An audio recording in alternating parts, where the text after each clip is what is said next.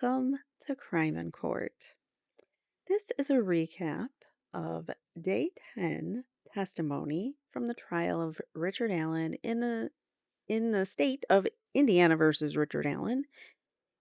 And we are going to just jump right into it because we have a lot to get through. Because in these recaps, I like to bring you a couple different perspectives on who's reporting this case, boots on the ground, in trial reporting. So there's no video, there's no photos, there's no audio, no transcript. And the individuals that are attending trial have to take very, very good notes because they can't record it. They can't take photos. They can't even bring in their laptops to take notes. So they have to do it all by hand on a pad of paper and a pen. And this is Judge Gull's doing, by the way. So let's, excuse me one second. Sorry, I had a cough there. All right. So let's just get started and let me shrink myself here. Please hit that like button if you don't mind. It helps the algorithm and helps these videos get out. All right, let me increase the size on that just slightly for you guys. All right, so this is Max Lewis of Fox 59, and he says he does some really good recaps um on the Delphi trial, and he usually does about two a day. He'll do an afternoon recap at lunch, and then he'll do it at the end of the day, and you get really good info if you follow along. So I recommend him if you're looking for someone to follow. All right. So the Delphi case, day 10, lunch update. So this was the first half of the day yesterday.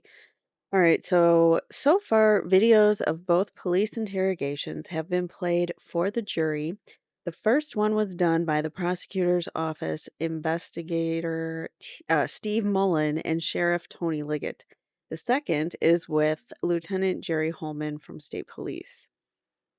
All right, so we've got Steve Mullen, and Sheriff Liggett in the October 13th interrogation. I'm going to call it an interrogation because that's what it was. They were very aggressive in their read technique. Jerry Holman admitted in his October 26th interrogation with Richard Allen, he admitted to using the read technique. I referenced it earlier. I posted it in my community page if you guys shared it in case you guys want to know more about the read technique. And I'll leave a link below also because the read technique is terrifying. It is a a technique that's been being used by law enforcement for a very long time. It's the golden standard that they use to interrogate their suspects. It's great for getting a confession.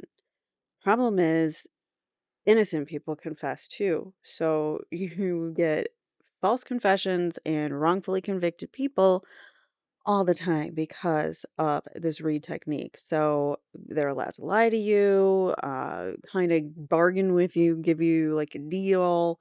Say, they really coerce confessions out of people. So just keep that in mind. And that is what was used on Richard Allen, not once, but twice. And he stayed steadfast in his innocence. I just want to say it throughout all of that. And a lot of innocent people break with the read technique, and Richard Allen did not. So that even tells you more so that he's innocent and strong-willed, apparently. Not that you're not strong-willed, but it's very easy to be coerced by these officers because they're very skilled and trained at doing it. So just an FYI, don't talk to cops. Tell them my lawyer will get back to you. All right. So second interview, October 26th, was with Jerry Holman. First interview was with Steve Mullen and Tony Liggett, October 13th, 2022. And I meant to say interrogation, not interview. All right. So his first interrogation was done after Richard Allen's tip to police was found. So remember, we talked about that. The lady who worked for Sheriff Liggett said, "Oh, look, I found this file. Just whatever." It like stood out to her for some reason. And we're just supposed to believe that. And originally, Richard Allen was cleared. So why in the heck is he being re-interrogated? Is a good question. He was originally cleared. He gave the tip right away after the crimes happened. His wife had urged him because he was there that day, even though he hadn't seen anything. His wife had urged him to go to law enforcement and just tell them what he knew, what he saw that day, give a little description of, what everything was, just to help, maybe there's a clue there or something. So that's what he did. 5 years later, he is being looked at again and not but now he's being interrogated and being looked at as a suspect for no apparent reason whatsoever. Just all of a sudden.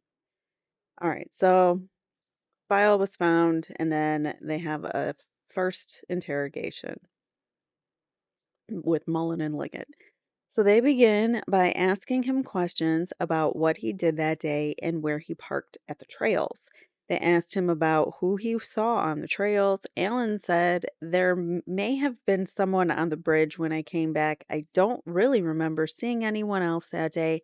If I did, they didn't jump out at me." So nothing comes to mind as to anyone else on the bridge. He doesn't think that there was anybody, but if there was, they were so not noticeable that it didn't stick out in his mind. He continues to say, whoops, I didn't mean to click on that. All right, so things take a turn when they ask if they can examine his phone. He initially agrees and gave them his password. Mullen then asks if they can search his home and car. Alan then gets uneasy and tells them, "I don't want to be somebody's fall guy." Meaning he knew that at this point they were looking at him and he's innocent. He doesn't want to be the fall guy because that's what that term means. I don't want to go down for something somebody else did. Liggett and Mullen tell him they don't want him thinking they're coming after him and they don't want to make his life hard. So they're trying to make it seem like, yeah, we're not looking at you like that. Don't worry about it. Just keep going about your life. Even though they were actually investigating him for this and taking his car, searching his home, talking to his neighbors, which made him very uneasy because he said, "It doesn't matter, it's over. My neighbors all know that you think I did this." And somehow that's a confession, but okay. That's what he said in the car. I think when he was being arrested, or he said it to Holman during his interview. All right, Mullen then says they want to look at his stuff to eliminate him. Alan says, "We are here because we haven't found the guy that did this. I'm not going to turn into that guy." The investigators leave the room and then come back, and Mullen sits close to Alan. Mullen said they spoke to his wife and daughter and knew that he had some mental health issues. So the wife and daughter told them he had mental health issues. He's also heard on video talking about his mental health issues. So going into this, law enforcement knows he's had battles with depression and anxiety in the past, and even the desire to self delete. Okay. So, yeah, so there was a mention of possible self-deletion attempt by Mr. Allen where he put a gun to his head. So, law enforcement knew this, and yet they still put him in solitary confinement for a year and a half, almost, a little over a year and a half, almost 2 years. And left him there basically to rot, to wither away, which we've seen happen because he went from, a little overweight to, like a bigger build to really skinny and looking deprived, malnourished. And we know that, well, I believe, I don't know, but I believe that they tried to break him in prison. I believe that they put him in solitary for that long because after 15 days, it can start to mess with anyone who doesn't even have mental health issues. After 15 days of solitary confinement, he was there for, I don't know, like 18 months or something like that. It was a long time. And even though his lawyers have been fighting and fighting to get him out of there, but I believe they kept him there because they were trying to coerce confessions out of him, which we're going to find out. There were 60 plus confessions that they're calling things that they're calling confessions, statements, things that Alan has said under severe psychosis and under antipsychotic drugs that can cause hallucinations. So we should not be taking his word and using it in the court of law when he's under these conditions. Yet, Judge Gull has decided in her infinite wisdom that they can all come into trial. So there's that. It's everything is stacked against Richard Allen. Everything. He has a great legal team, and I hope that the jurors don't get compromised and can see through the BS that's going on here. Anyways, all right. So there was a mention of a possible self-deletion attempt. Alan's family was crying during this part where they were talking about this in court. It's not clear when that attempt actually happened. So again, I think law enforcement wanted him to take his own life in prison or confess. That was their plan. Confess or take his life. One or the other. Either way, it's going to help our case because we have no case. Yeah. So next up, investigators pull out the bridge guy photo, and Liggett says there's zero doubt that's you, pointing to him. And Alan repeatedly denies any involvement and said, "You're not going to find anything to connect me to the homicide, so I'm not worried about it." Alan is very frustrated at this point and asks them, "Are you arresting me?" He then leaves the room and says to Mullen, "You're an a-hole." And he probably is. All right, so court took a quick break, and then we were back and then played the interview with Indiana State Police Lieutenant Jerry Holman. So now his second interrogation, October 26, 2022. This starts out very cordial with them talking about their time in the military. Holman then confronts Allen with the result from the state firearms examiner that analyzed the cartridge found at the crime scene and believes it came from Allen's gun. So at this point in time, he's telling him already, after they've just bonded about their time in the military, now he's telling him this particular casing, this bullet casing, is from your gun. We got the results back and it's yours. Alan says, "I don't know how my bullet would have even gotten there if it's my bullet." Holman says at one point, "If you don't tell me, you're going down for this." Holman tells Alan the D penalty is on the table, which it was not. That's another lie. So, and here he's just threatening, "If you don't tell me, you're going down for this." Well, wouldn't he go down for it either way? Like, if he did it or didn't do it? You're just, you know, I don't get that. So you're going down if you don't tell me, but you're going to make him go down anyways, which is exactly what he did. All right, so Alan responded by saying, "K-I double L me. My wife make my wife effing rich. So Kill me, make my wife rich, basically meaning like I didn't do it. If you really think I did, whatever, but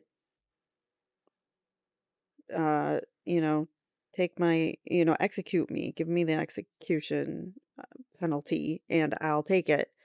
And then my wife can sue you guys for false arrest and all these other things when you take my life because I didn't do it, is basically what he's saying. So Alan is quite clearly angry at this point. We see Alan has swabs done of his mouth during the interrogation. After Alan says, I'm not going to say something I didn't effing do. So he's not going to admit to something he didn't do. I don't see why that's they consider that a semi confession or something. I don't know. Alan says, I think nothing you have is going to show me near the homicide scene. Holman continues to ask how the bullet got to the scene, and Alan continues to say that he has no explanation and it's not possible. So not only do I not know how it got there, it's just not possible that it's mine. It's not possible my bullet got there because I was never there with my gun. So couldn't have happened. Later, Alan's wife comes into the room. So they have Kathy, Alan's wife, in another room, and they're talking to her and basically trying to, maybe they did even convince her, even if it's just a little bit, that her husband is the perpetrator of this crime. And so they're trying to break her down so that she is just like, just tell the truth, tell me. And, trying to pressure him also. And they're using Kathy and his daughter for leverage. So they hug, Alan and Richard and Kathy hug. And he says it's going to be all right to his wife. Alan tells Kathy there's no way it could have been him.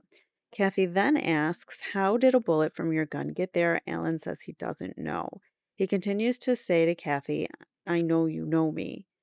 Holman enters the room and starts to question him in front of Kathy. Alan asks him not to do it in front of his wife. As Holman is taking Kathy out, he says to Alan, you're going to drag your effing daughter and wife into this because you're too effing bullheaded. I think Jerry Holman is a bully. I think Jerry Holman should no longer practice law enforcement. Jerry Holman is a sick, twisted individual who will break the law to railroad and frame an innocent man. Holman also says, tell him, Kathy, tell him to do the right thing. So he's trying to also use the wife to convince Richard to do the right thing, but also he's throwing in his wife and daughter to guilt him or, I don't know, make him not suffer so much.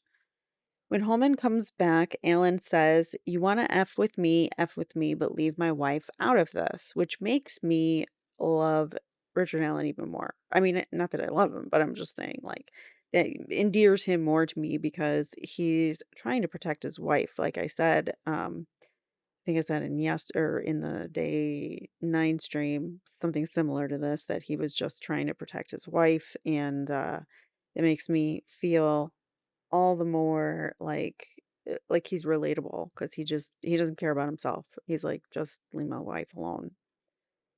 Holman then goes ballistic and is yelling at the top of his lungs, did you see those two dead girls? Alan says, arrest me then. Holman replied, happy to. You're guilty and I'm going to prove it. And the video ends. Judge Gull then read the transcript of the part where Alan is arrested because it can't be shown to the jury. I don't know why or what this even means. Why can't it be shown to the jury? I wish we had a little more context there. But we don't. All right, so there's been no questioning this morning from the jurors. It has been a viewing of the videos only. Court resumes in the afternoon, and here's the afternoon stream or updates. So it was the longest day we've had since this trial began. In the afternoon, we heard the confessions Richard Allen made to prison guards at the Westville Correctional Facility, where he was held for more than a year. We heard first from John Gallipo, who was the former warden at Westville. He went through what Allen's was life was like there. Okay, so that's a mistake, sorry. He went through what Allen's life was like there.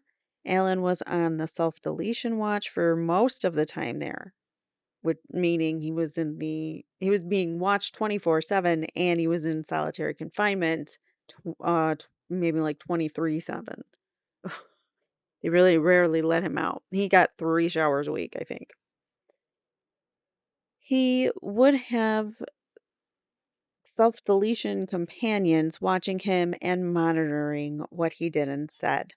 Galapos said, and those individuals were prison inmates and guards that would watch him and just stand there and watch him take notes. They're not supposed to interact with him, but whether they did or didn't, it's prison, and we don't know what happened there and what things were said to him while he was being watched, and people always watching him.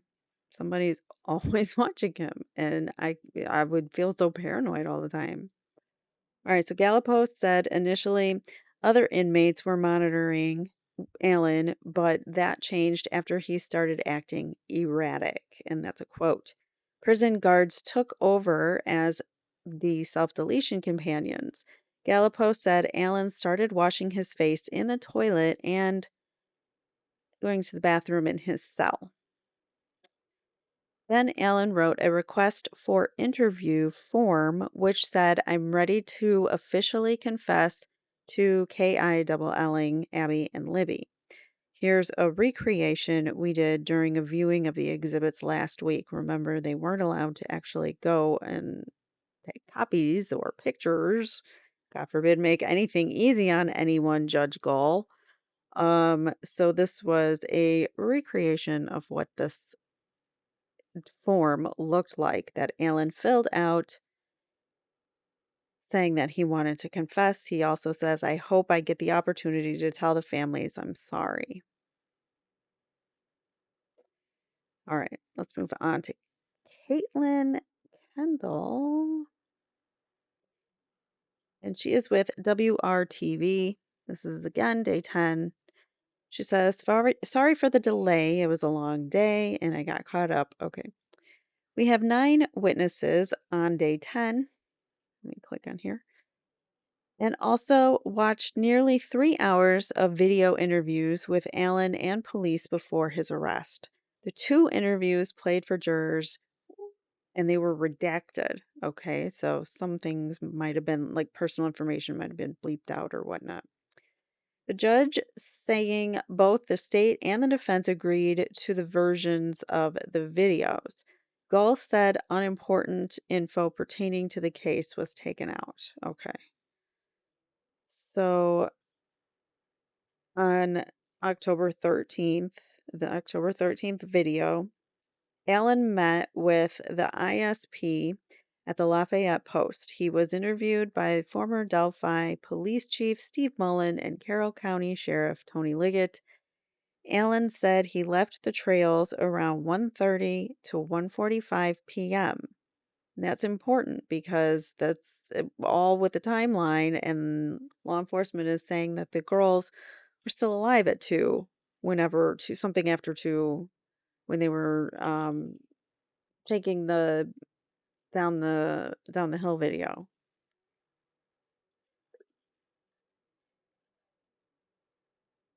So he says he's already out of there.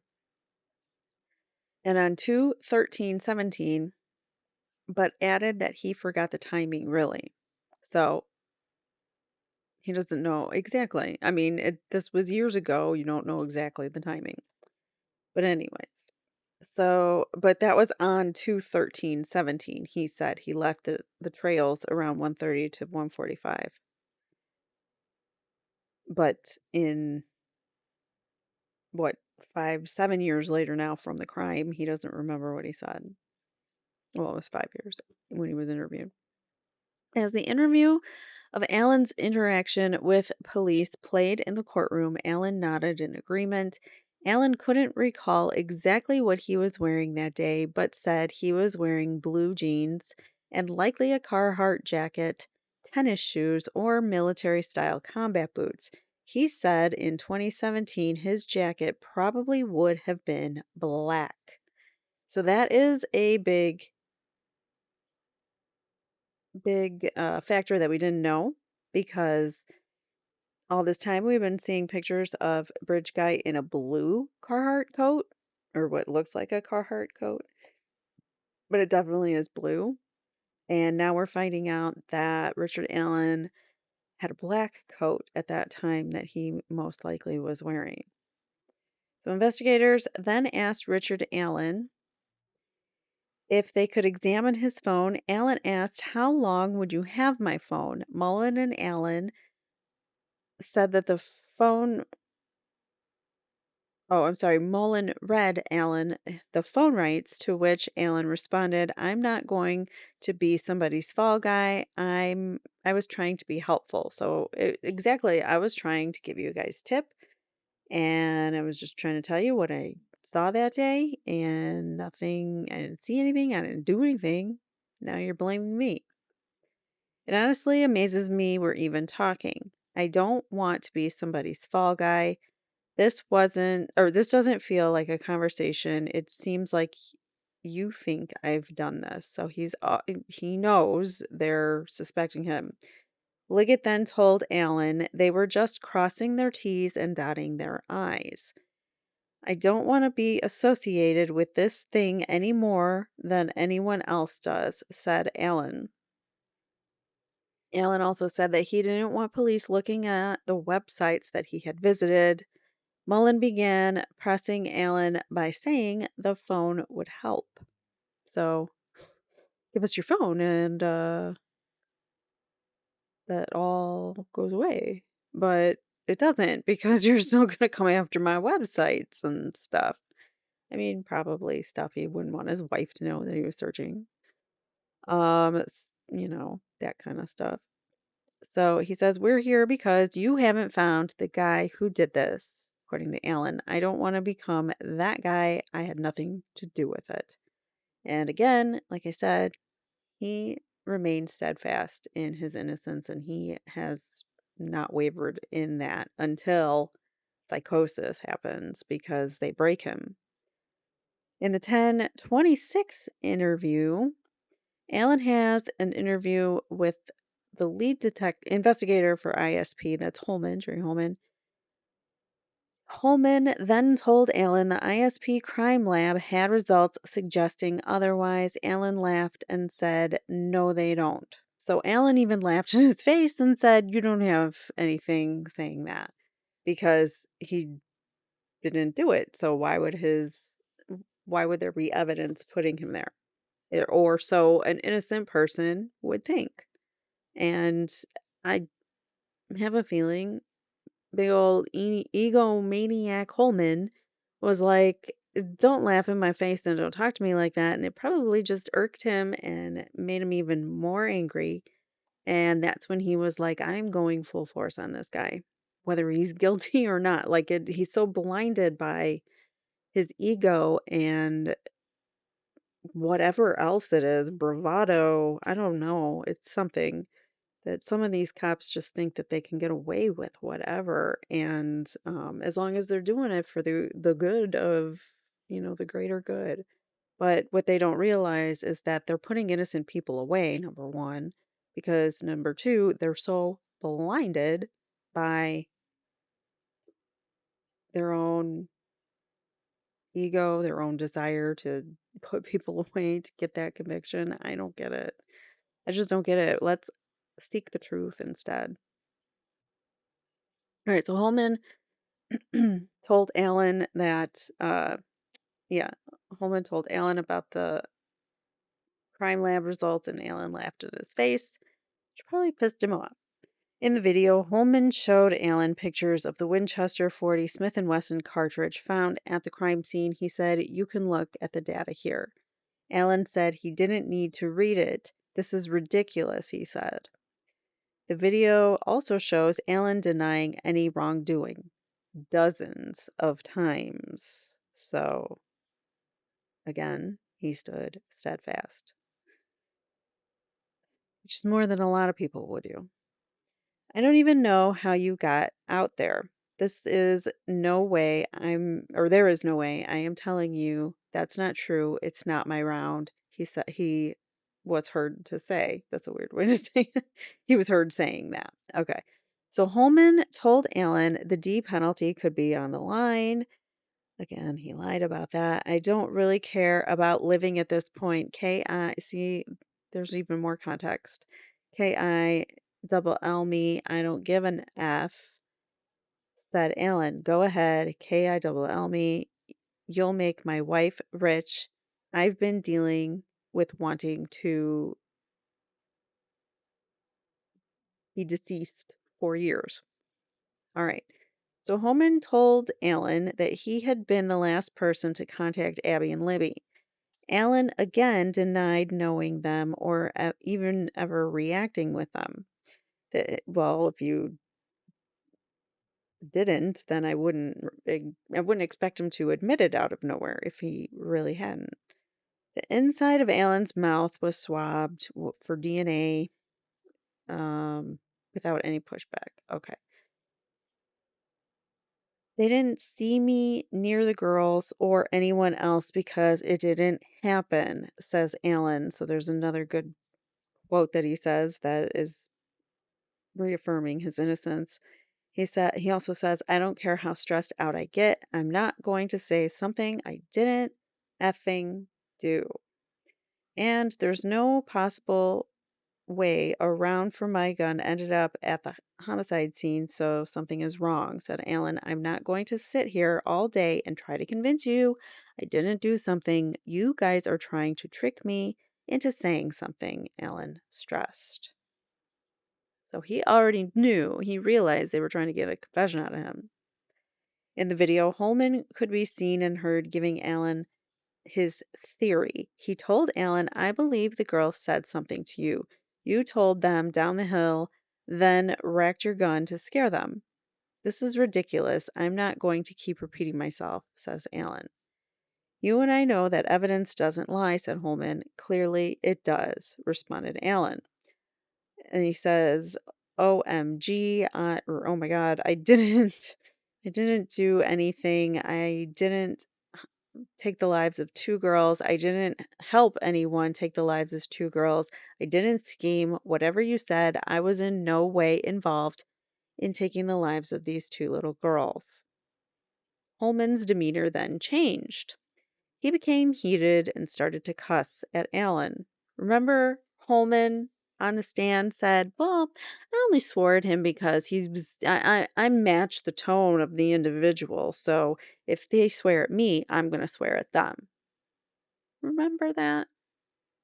Well, this is what people are seeing on the video is a little different than how Holman portrayed it because now Holman is getting heated and starting to cuss at Alan, and Alan has not done that yet.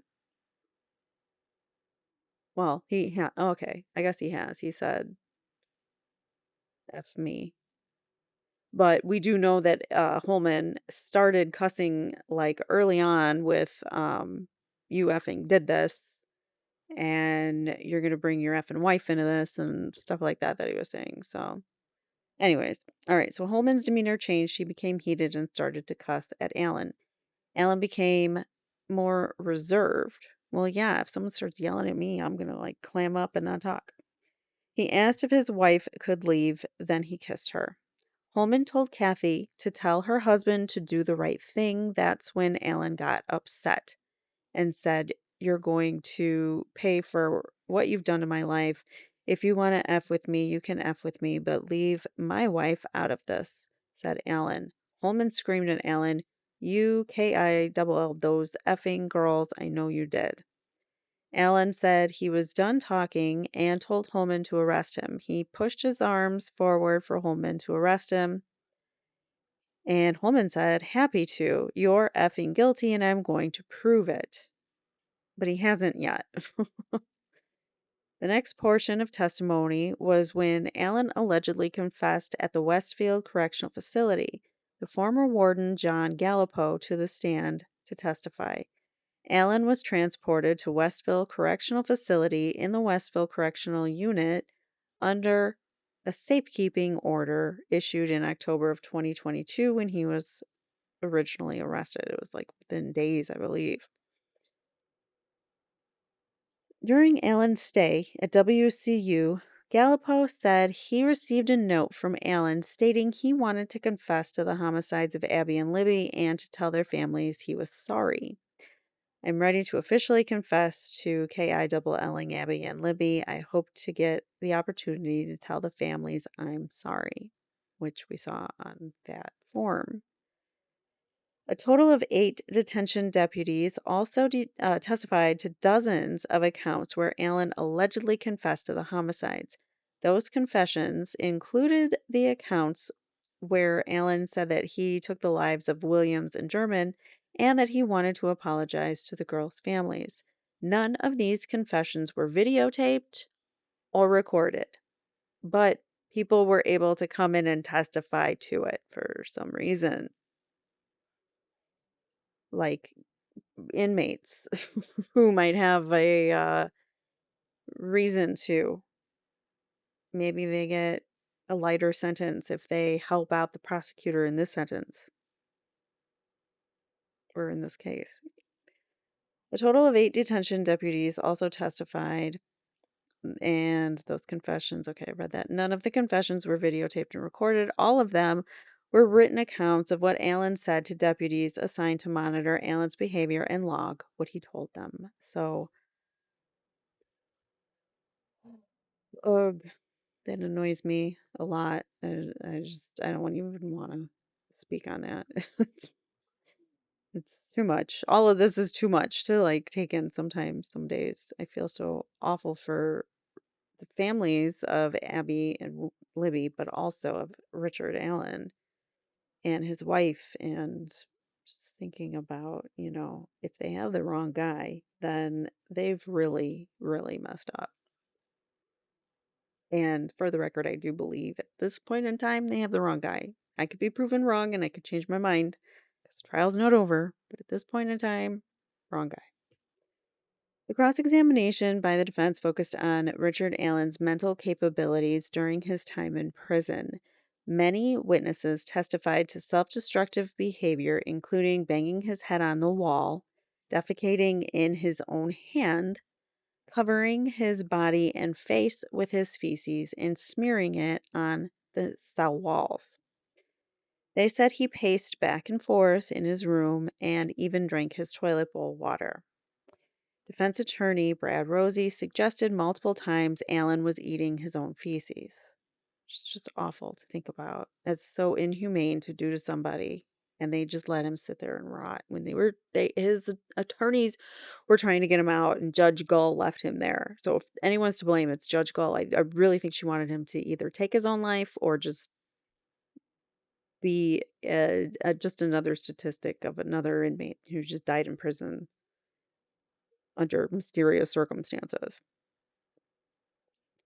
A number of detention deputies that served as self deletion companions testified: Ethan Dang, Michael Clemens, Michael Roberts, James Early, John Miller, Brandon Fisher, Raymond Smith, and Jason Bed.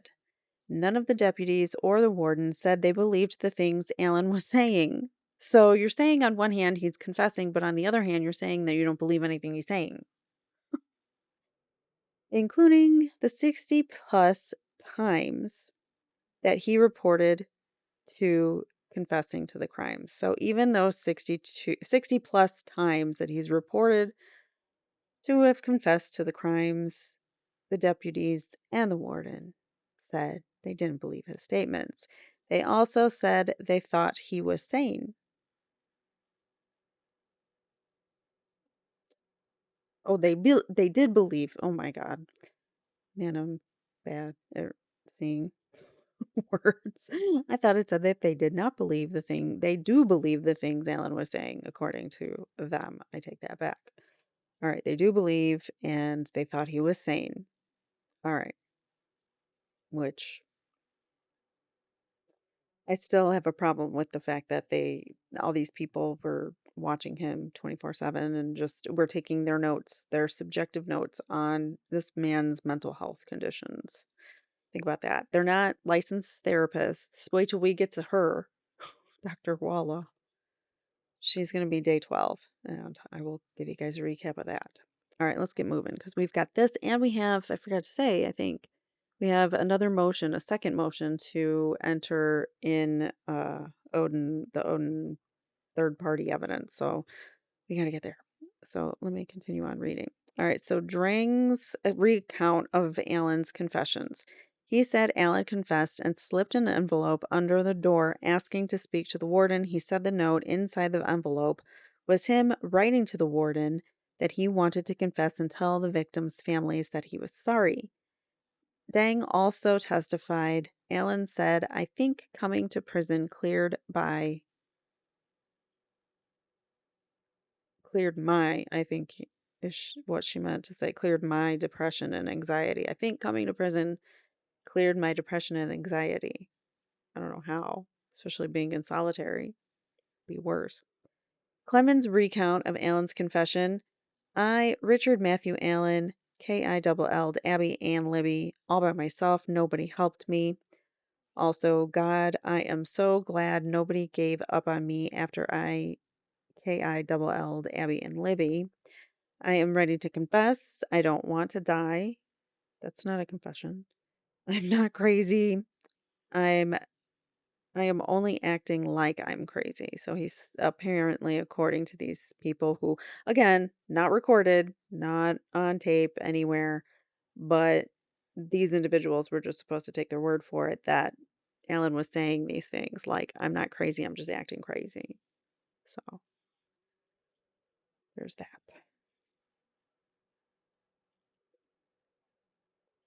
Robert's account of Alan's confessions and behavior in Westville Correctional Facility. Dear Lord, forgive me for molesting Abby, Libby, and Chris. Who the heck is Chris? Dear Lord, forgive me for molesting Abby, Libby, Chris, and Kevin. I'd be interested to know if there's any Chris's or Kevins who are guards who might have been the ones pressuring him to do these confessions. Remember the Odinist guards? The Odinist patches? The one guy got so mad that he couldn't wear his patch anymore after they got found out he put an Odinist tattoo on his face. Those guys, I wonder what their names are. So maybe they're the ones pressuring him to confess. I don't know. He says, I want to confess. I know a lot more. What more do I got to do? K.I. double L'd Abby and Libby. My wife wasn't involved. I would like to confess. Can I talk? Can you listen? K.I. double L'd Abby and Libby. How do I prove I'm sane? Why are you doing this? Do you know God? Why now? K.I. double L'd Abby and Libby. I'll take some KFC. My grandpa molested me. Do I make you mad? Have I told you about my wife? K.I. double L'd Abby and Libby. God, I am sorry for wasting your time. I swear I never cheated on a cigarette, and I thought I was eating pizza. So, whatever the heck any of those things are. Early's recounts of Alan's confessions and behavior. He says Alan was pacing back and forth. I'm ready to confess. He says, I swear to God, I took the lives of Abby and Libby. F me running. I am ready to take the test. F. Ready to confess. Alan drank his toilet water and hot sauce. He appeared to urinate on his mat. Alan talking at the door about himself and Kathy. He can be heard mumbling about being a sex addict. Alan, okay, but again, none of this is on tape, and this is all coming from prison inmates or guards that might have a grudge against him, or who knows. So Alan talking at the door. Alan is awake, mimicking Officer Early's movements. He is asking random questions. Can I confess to the warden and Dr. Walla? I'm already dead, he says. Next up, Miller's recount of Alan's confessions. I took the lives of Abby and Libby. The funniest joke is how I took their lives. I got what I deserved for what I did. I hope I burn in hell for what I did.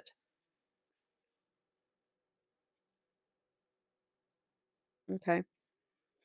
I'm sorry for what I did for KI double Ling them. Miller said Alan was crying when he said that. I'm sorry for KI double Ling those kids. I only took their lives to give my family more time to live. What? I only took their lives to give my family more time to live? That's weird. All right, so Fisher's recount of Alan's alleged confessions and observations. Fisher said Alan requested to speak to the warden to confess that he is guilty twice. He said that he KI double L'd the two girls in Delphi with a box cutter that I stole from CVS and threw it in the trash. He says, I want to write a confession. He says, I KI double L'd Abby and Libby. He then says, or he continues to say that he KI double L'd Abby and Libby and he R'd them. So that's new. The girls were screaming when he KI double L'd them, and Alan is pretending he is living in medieval times. Okay. Um, so he thinks he's living in medieval times, and we're supposed to take his confessions seriously, guys. I feel horrible for the guy, and I wish that he would have gotten the right treatment. But this is like this is absolutely ridiculous that they're taking his confession when he thinks that he's in medieval times. He doesn't even know what century he's in. This is very sad and awful that it could even get to this, that we're on trial now for this. Smith's recount of Alan's alleged confessions and observations. He says Alan repeated Kathy several times and was running into his door. Kathy, I did it. I'm guilty. Run, Kathy, run. If I effed those girls, I effed those girls. If I K double L those girls, I K double L them. That's not even a confession. My name is Richard Matthew Allen of the National Guard. Allen then began singing God Bless America. Allen stuffed papers into his toilet and he said, I took the girl's life, so I have to take my own. Bedwell. He testified to being responsible for performing rounds on the floor and documenting what Allen is doing every 15 minutes. Bedwell shared that that on one occasion when he was standing at Allen's cell, he said, I'm sorry for what I did. I'm so sorry for taking those girls' lives. He added that Allen was awake but crying and lying down when he said that. Recorded phone calls from Richard Allen to his family, including confessions made by Richard Allen on the phone, are likely to be played in court on Wednesday, day 11. All right. And I do know for a fact that Dr. Walla is going to testify. I've seen some notifications pop up on that. All right, so let's get through this last update really quick, and then we still have a motion to go through. So here is from Luke Nicholas on um, X. Sorry, my brain is stop working. All right, so some info from this afternoon's hearing dripping out. This was from yesterday. Wait, what? No. Was this yesterday? Yeah, it was yesterday. Okay. Oh, Warden Galpo was yesterday. Sorry, Warden Galpo was yesterday. Did I say he was the 11th? No, Dr. Wallace on the 11th. I'm confusing myself. Okay, back to it. So, some info from the afternoon's hearing dripping out. Direct testimony from John Gallipo, which was the former warden of Westville Correctional. Allen was housed in a 12 by 8 self deletion watch cell in A Pod A1. The cell had a bed, a toilet, 3 sets of clothes, and 2 tablets for communication and entertainment. The cell was constantly lit and monitored by a ceiling camera. So he there was light on constantly in his cell, which is torture in and of itself because you have to have your circadian rhythm needs darkness to sleep, and it's more restorative that way. It is actually a torture technique that people use on their victims when they want them to not get sleep, because sleep makes you, or lacking sleep makes you weak. All right, so anyways, so they had um, constantly lit up light with a ceiling camera on him. So he was constantly being recorded and watched by these prison guards or prison, whatever you call them, the watchmen. We'll call them the watchmen. All right, so Alan received daily medical checks, 3 showers a week, and 5 recreational periods per week. He was 5 more recreational periods than, or more recreational periods than showers, which is just baffling to me. Like, why are we not showering more often, especially when he's covering himself in feces? He was granted 2 family visits, a privilege not given to other inmates. Initially, Allen was watched by other inmates, but this changed to correctional officers after he alleged, or after he started receiving his legal mail, which was in April of 2023. Allen used toilet water to wash his face. Allen confessed to Gallipo multiple times, both verbally and in writing, claiming to have taken the lives of Abby and Libby and thrown the weapon in a CVS dumpster. Allen's treatment did not change after his confessions. Cross-examination by Brad Rosie. Allen was held under the self-deletion watch for 13 months, an unusually long time, especially for a pretrial detainee. That's the other thing. He was in prison, which is where the convicted felons go. He should have been in county jail being held in pretrial detention, but yet they sent him away to Westville for violent felons who were already convicted. Allen was housed in the maximum security unit within Westville, described by Rosie as a prison within a prison and referred to it as the hole. Cell conditions, as described by Gallipo, prompted by Rosie: bed barely off the ground, one narrow, initially broken window, they had to get that fixed, steel toilet, and a door in a concrete cell. And it's got one of those doors with, like, it's not a door where it's like bars, it's not that kind of door. It's a solid door with a little crack, like big enough to put your food tray in, and put your hands in and out so they can put your cuffs on and off. No interaction with the general population, food delivered through a small door slit. This is what his life was like. No table, desk, or chair, a tablet initially broken but later replaced, monitored showers while wearing a smock. So he can't even take a shower like a normal human being. And he was confined to his cell on Tuesdays. Why Tuesdays? I don't know. Family visit restrictions. Visits occurred at a separate facility. Allen was restrained with hand and leg restraints, described by Rosie as a dog leash. He was not allowed food or drinks during visits. Attorney visit restrictions. Attorneys could not check their phones during visits. So you can't even, you're an attorney and you're supposed to be able to access your clients whenever, and the jails or the prison's not letting you use your cell phone during this time. It's odd. What they really wanted was no photos or videos to see what the conditions were like for Richard Allen, is my opinion on that.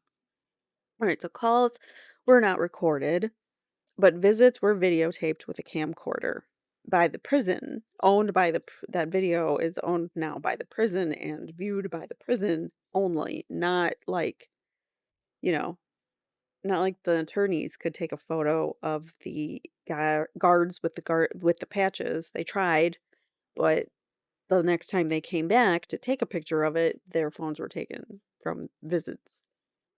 Allen was subjected to force, specifically tased twice after visits with attorneys.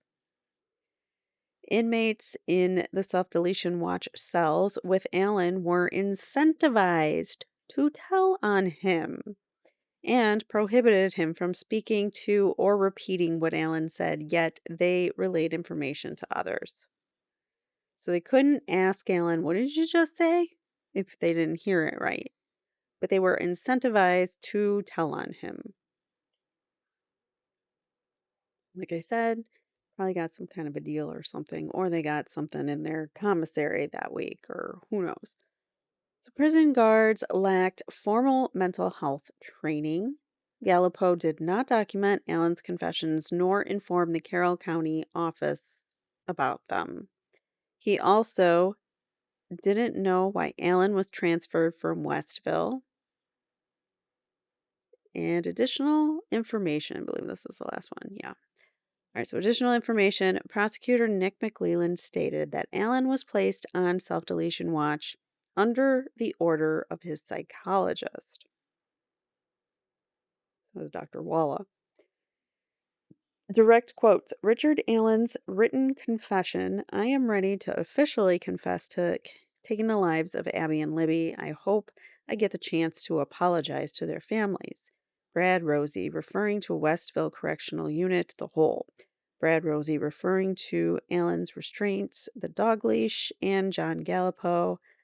I did not neglect my duties. And that's the end of his update, which I thought was really good because it gave you an idea of what Richard Allen's everyday like, what everyday, a little sample of what his prison visits were like and how he was treated. Wearing a leash. I mean, that's repulsive. Who would do that to somebody? Oh, wait, Carroll County would. Carroll County would. All right, so let's give me 1 second. Let me readjust my seat here. Okay. So here we have the accused's second motion to admit evidence of Odinism, Norse paganism, ritualistic KILLing, and also motion to admit evidence concerning Elvis Fields and Brad Holder as third party suspects. All right. Now we're getting to it. Let's read. All right, so comes now the accused, Richard Allen, by and through counsel, and moves this court to admit certain evidence that this court thus far has prevented the defense from presenting to the jury pursuant to its September 4th, 2024 order granting the state of Indiana their April 29th motion in limine. In support of said motion, the defense states the following. Number one, on October 23rd, 2024, the defense has previously filed his first motion to admit evidence of Odinism, Norse paganism, and ritualistic KILLing.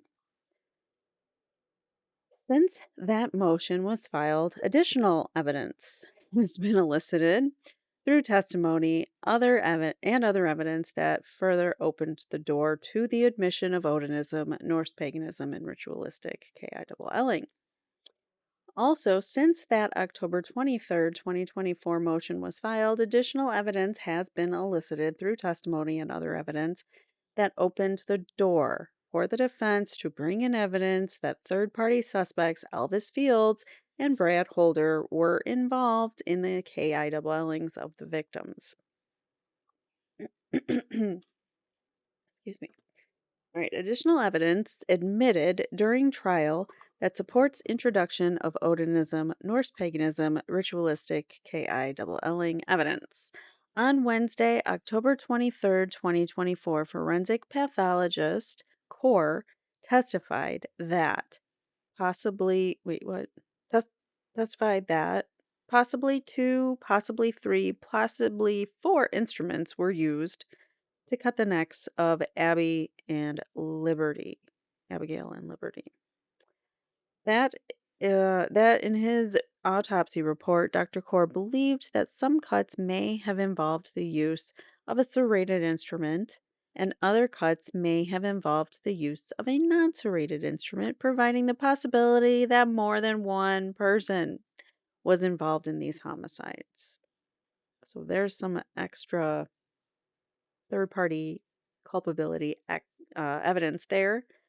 And during his testimony, Dr. Core backtracked somewhat, but still did not exclude the possibility that the injuries to Abigail Williams and Liberty German were caused by both a serrated and a non serrated instrument. So he couldn't tell you if it was one, the other, or both.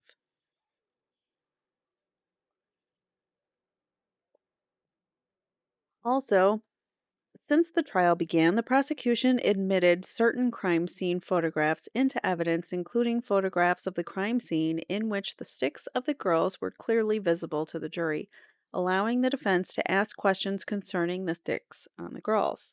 At this point in time, the state's shown them pictures. You have to let us talk about the sticks. Like, that's part of the crime scene. And we have a theory on those sticks, and for some reason, the judge does not like that theory, but it doesn't mean that it shouldn't come in. Any competent trial lawyer would ask a variety of questions concerning the usual way that the sticks were placed on the victims, and it would be ineffective for the trial lawyer to not ask questions concerning the sticks placed on the victims. On Saturday, October 25th, 2024, Lieutenant Jerry Holman from the Indiana State Police testified to the following. On cross-examination, Lieutenant Holman testified that it was his belief that the sticks, branches found on the girls were used by the perpetrator to conceal the bodies, which that's Holman's thought. Maybe he believes that, but the defense has every right to give a counter argument for that. So on redirect, prosecutor McClelland asked Lieutenant Holman if another reason that the sticks or branches were found on the girls was something called an undoing. Lieutenant Holman responded, yes. What's an undoing? Hold on now. I'm going to have to do a little digging for one sec. Bear with me. Yeah, it'll be seconds for you, but I got to pause on this. Okay, this is what I found on Wish TV. I've been using them as a source, actually. They've been giving us up to date information also on the Delphi case.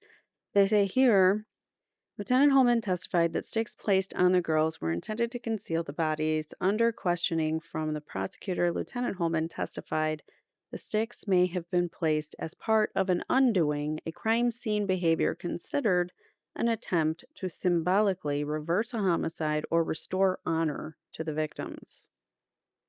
So that's apparently what they mean. Allen's defense team claimed in the court filings that Lieutenant Holman's testimony means the defense should not be allowed to submit its theory to jurors, that the sticks were placed as part of the ritualistic. Okay, whatever. Let's move on. So, the undoing, I guess, to undo what he did or to give honor to the girls or something along those lines is what they're saying. Through Dr. Core's testimony, it was determined that it is feasible that multiple people using multiple knives supporting the defense theory that Odinists, Norse paganists were involved in the homicides. Dr. Perlmutter testified on August 1st. Knives are a classic sign of Odinist Norse paganism culture, and the knives are classically used in ritualistic KILLings. Dr. Core's testimony revealed that Perhaps as many as 4 knives were used, as many as 4 knives. And at least one of those knives may have been serrated, supporting the defense belief that multiple Norse paganists slash Odinists using multiple knives were involved in the homicides. Furthermore, upon viewing the crime scene photos that have been admitted into evidence, there are no obvious drag marks to the naked eye, nor were there any police reports or charts that showed drag marks at the crime scene or described having drag marks, right? So people must have picked their bodies up and placed them where they were. Even blood spatter expert Pat Cicero admitted that he could observe no drag marks on the crime scene photographs that he reviewed. The fact that there is no evidence of drag marks supports that more than one person was involved in the homicides, including 2 or more people needed to lift Liberty German's body, explaining why there was no drag marks from where her life was taken to where she was ultimately found, supporting the possibility that multiple Norse paganists slash Odinists were present and participating in the homicides. As it relates to Lieutenant Holman's testimony, when Lieutenant Holman answered yes when asked if another theory of why the sticks were on the bodies was because of something called an undoing, his testimony is yet another reason provided by the state of Indiana as to why the sticks are on the girls. The questioning of the prosecution and the answer of Lieutenant Holman pertained to yet another explanation, an undoing as to why the sticks were found on the girls, and therefore the prosecution opened the door to the defense's alternative theory as to why the state absolutely did open up to an alternative theory as to why the sticks were found there. The defense has its own theory as to why the sticks are on the girls, and Richard Allen has a Sixth Amendment right to provide that theory to rebut the state of Indiana's theories, including the prosecution's latest theory that the sticks are related to a quote unquote undoing. Additionally, blood spatter expert Pat Cicero opined and or the prosecution led the jury to believe through questioning that Liberty German was moved to her final resting place to conceal the body. The prosecution's line of questioning of Pat Cicero was pursued by the prosecution on direct examination and opened the door to the defense offering alternative theories as to why the body was placed in its final resting place and why the sticks were placed on the girls. The defense theory is that Liberty German and Abigail Williams' final resting place was related to Norse paganism slash Odinism and a ritualistic KILLing. Richard Allen has a Sixth Amendment right to present its theory of why, I think his theory of why the victims' bodies was placed in its final resting place and why sticks and branches were placed on their bodies. The defense believes that both Liberty's and Abigail's bodies were placed there because of the desire of Odinus to pose the bodies and form sticks on the body in an arrangement for reasons only understood by the person or people that perpetrated the crimes. Dr. Perlmutter has testified as to how the sticks would have only had meaning to the people who were involved in the homicides. That was at a hearing. They entered that into evidence. She allowed it without having to bring that all back in, having to go through that whole questioning again, the hearing. But if they call her to the stand, they might bring, they'll probably solidify her, background and talk about, how she's an expert in runes and um, symbolism. I think is her uh, expertise, Dr. Perlmutter. And she says that, this case looks textbook ritualistic type of KILLing. All right, so additionally, the defense expert Dr. Perlmutter indicated in the August 1st, 2024 hearing that the arrangement of sticks was not an undoing, as an undoing is typically an attempt by the perpetrator or perpetrators to provide dignity to the victims. Hallmarks of an undoing might be closing the eyes of the victim or the mouth of the victims. In this case, the girls' mouths and eyes were open, and one victim was displayed naked in an undignified manner. This would be inconsistent with an undoing. The defense, so there you go, it's not an undoing. So, but Holman brought it up, or actually, Slick Nick, the prosecutor, brought it up, and I definitely believe it opens the door. Whether Gall's gonna allow um, his motion or not, I don't know, because she ignored the last one. She just does not want anything to do with this Odinist stuff, and it's clear. I think she is an Odinist. She is 100% an Odinist, or she's just very responsible at covering for them. Because what else would you call it at this point in time? The defense should have the opportunity to explain what it believes is an undoing and how the crime scene does not exhibit an undoing. Absolutely. Evidence introduced before and during trial that supports the introduction of third party suspects Elvis Fields and Brad Holder. On Saturday, October 25th, 2024, Lieutenant Holman was asked a question about how many people were involved in the homicides, and Lieutenant Holman offered that only one person was involved. After offering that only one person was involved in the homicides, Lieutenant Holman offered the following as part of the or sorry, as part of the reasoning. He offered the following for believing that only one person was involved in the homicides is that, based on his training and experience, when more than one person is involved in a crime, there is one often a point in time when one of the participants will discuss the crime or reveal the crime, whereas when it is only one person, it is much easier to contain the secret. That was Holman's theory that supported his belief as to why there was only one person to commit crimes. So, okay. That's not a reason. That's not a good reason, anyways. So, since September 18th, 2023, the defense was or has consistently maintained that evidence supports that Elvis Fields was a participant in the homicides along with Brad Holder and others.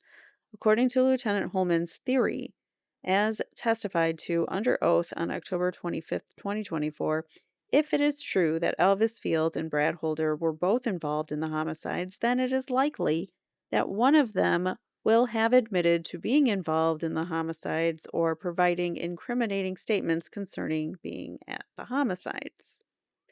Evidence exists that supports the defense's contention that multiple people were involved in the homicides and also supports Lieutenant Holman's theory that if multiple people are involved in the crime, that at least one of them will reveal the crime to others. And Elvis did. Elvis did reveal some weird things about his crime if he is involved. He did talk about it to one of the officers. I think it was Mullen.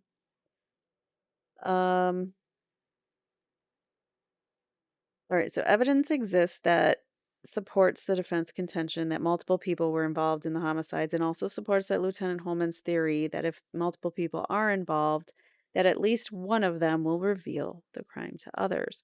For example, blood spatter expert Pat Cicero testified that it is possible that both girls were taken at the same time, which would indicate that more than one person was involved in the crime. So if their lives were taken right at the same time, obviously Richard Allen would have a difficult time doing that all by himself.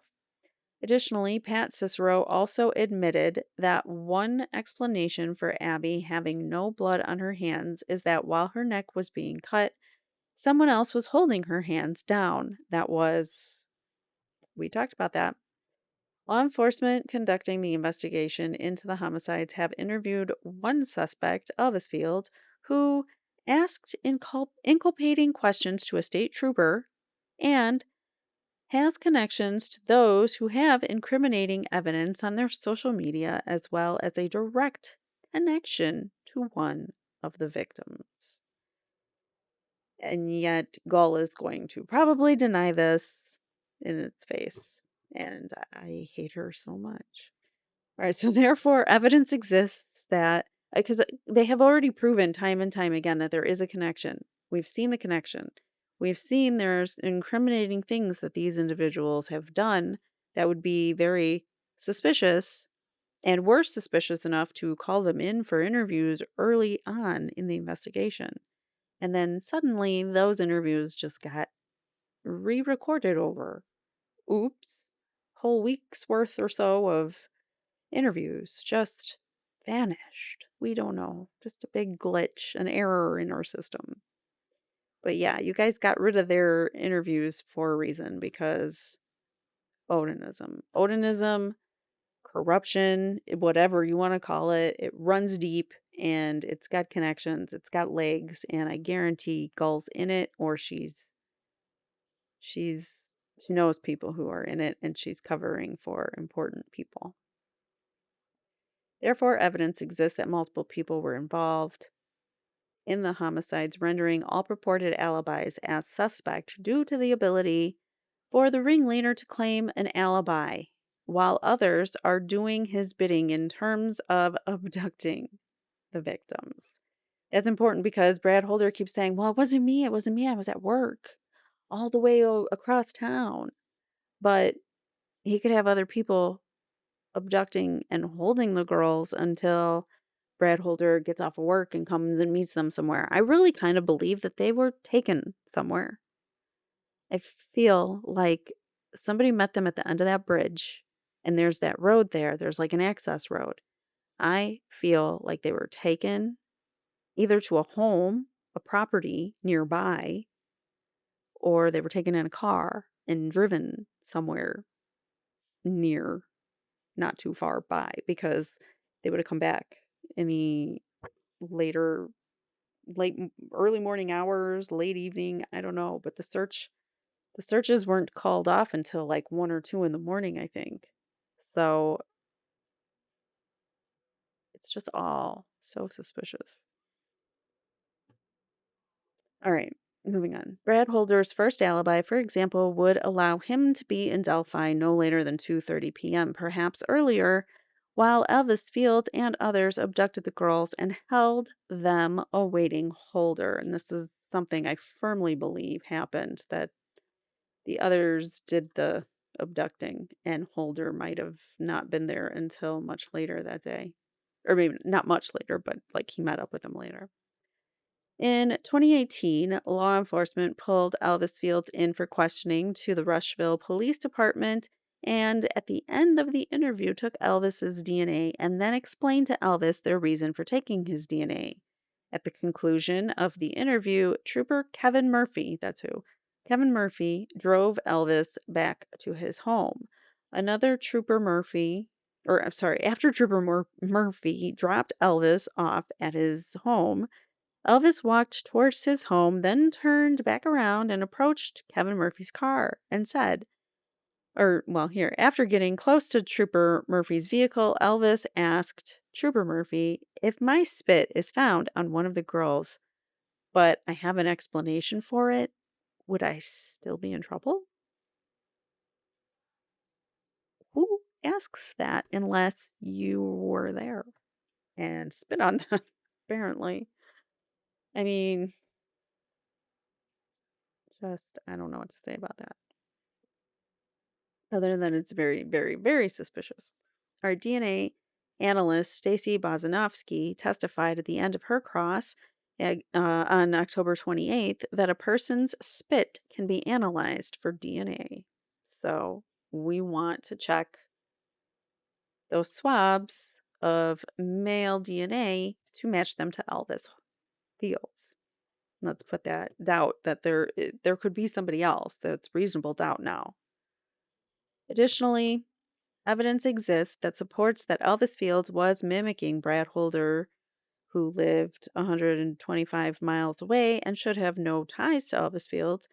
He was mimicking Brad Holder's Facebook posts, or that Brad Holder was mimicking Elvis Fields' Facebook posts months before the victims were abducted.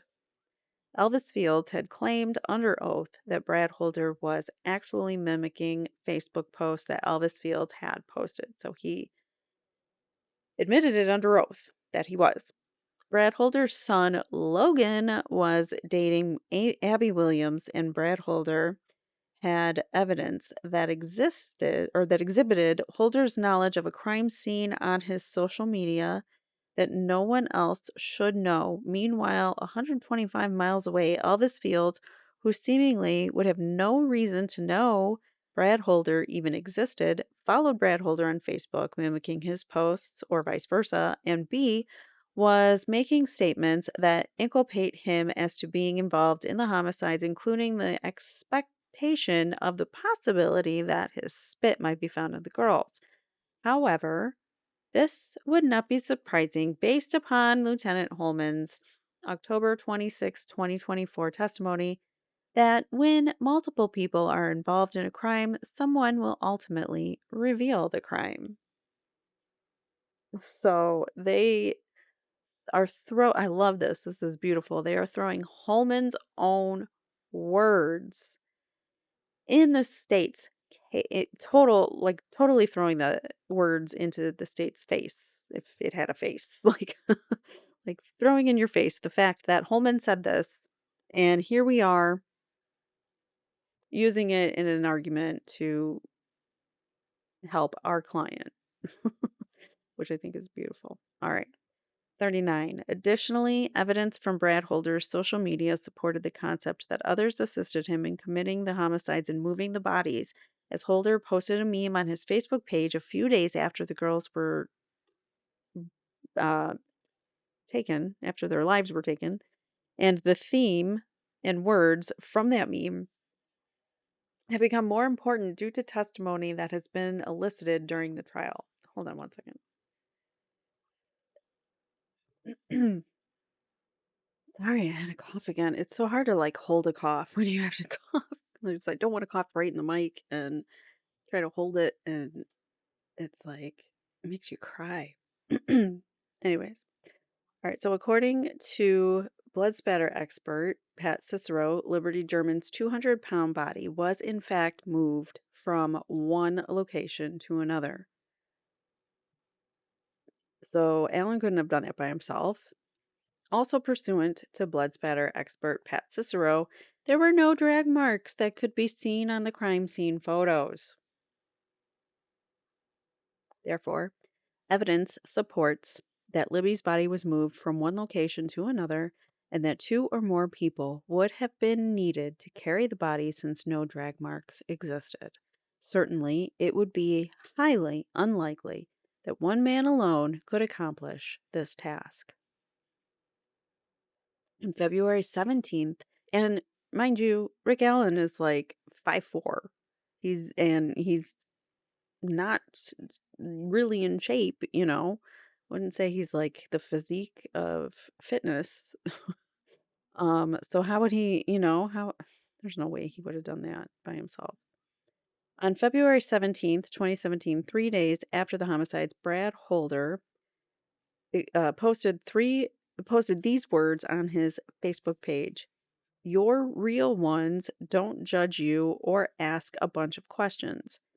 They help you move the body and never speak of it again. Emphasis added. So I bet he's talking about like it was a meme about friends or something. And the real ones don't judge you or ask you questions. They just help you move a body whenever you need. And they don't ask you questions. All right. So the fact that Brad Holder had content on his social media that mimics the crime scene unknown to the public at that time and additionally that he posted words concerning how real friends would help him move a body supports the theory that Brad Holder and others were involved in the homicides. The fact that Brad Holder has told multiple stories about whether he had ever met Abby Williams, ranging from he never met her to he met her one time to he met her two times, along with all the other evidence provided in the Frank's memo, supports that third party suspect evidence should be admissible. Additionally, the evidence previously provided to this court in the Franks memo, which Judge Gull just ignores, as well as admitted into evidence on August 1st, 2024, provided proof that Elvis Fields did not have an alibi that could be substantiated, but quite the opposite. Elvis Fields' alibi is sketchy, as his version of his whereabouts on February 13th runs counter to those who allegedly were with him on that day. In other words, no one could keep their story straight about Elvis's whereabouts on February 13th. He said he was with his mom, or no, he went with Rod Abrams, I think, to go visit Rod Abrams' mom or something along those lines. And his phone, which he never was away from, stayed at his home that day, which was odd. So, yeah, there's like a whole bunch of weird things about Elvis's alibi. Lieutenant Holman's October 26, 2024 testimony leaves the jury under the mistaken belief that no evidence exists that multiple persons were involved in the murders and that no other suspects have made any statements that inculpates them in the crimes, thus supporting Lieutenant Holman's theory that when multiple people are involved in the crime, at least one of them will ultimately reveal the crime. They reveal themselves, is what he's saying. And the defense is like, yeah, you're right. Elvis did reveal himself. Brad Holder has revealed himself. There's nothing that my client, Richard Allen, has done because he's not involved in this in any way.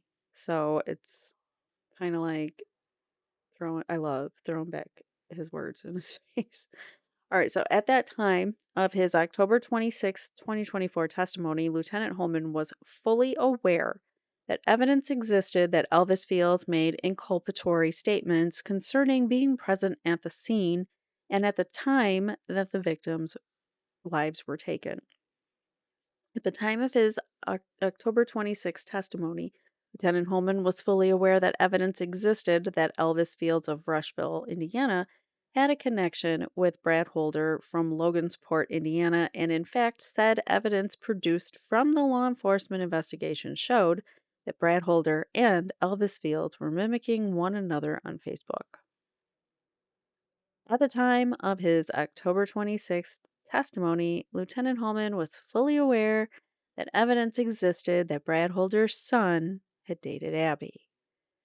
At the time of his October 26, 2024 testimony, Lieutenant Holman was fully aware that Brad Holder had evidence on his social media consistent with signatures left behind at the crime scene, including a mimicked crime scene photograph that looked eerily similar to the way that the bodies were posed on the ground of the woods, and photographs of sticks laid down on the ground, and a similar pattern of sticks found on Abby's body in the form of a handwritten pattern on the wrist of Brad Holder, among other incriminating things. So those aren't the only incriminating things, there were more, including a post about the real friends helping move bodies.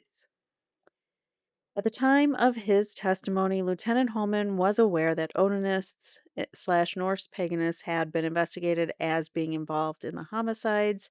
At the time of the testimony, Lieutenant Holman was aware that Brad Holder and Elvis Fields possessed knives and that Brad Holder used knives as part of his Odinism religion. At the time of his testimony, Lieutenant Holman was aware, or should have been aware, that Brad Holder possessed a .40 caliber handgun, so that bullet could have been his. At the time of his testimony, Lieutenant Holman was aware, or should have been aware, that Brad Holder's .40 caliber handgun was never collected, tested, or compared to the bullet allegedly found at the crime scene. And they say allegedly because they don't even think it was found there.